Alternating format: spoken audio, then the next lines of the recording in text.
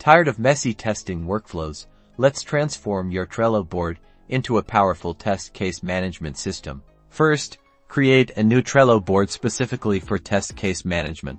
This keeps everything organized. Now, set up lists to represent your testing workflow stages, like to do, in progress, ready for review, and approved. Create individual cards for each test case. Use clear titles and detailed checklists to outline test steps and expected results. Utilize custom fields and labels to track priority, test type, or any other relevant information.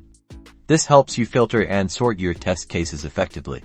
Use comments and mentions to communicate updates, discuss issues, and get approvals from stakeholders directly on the card.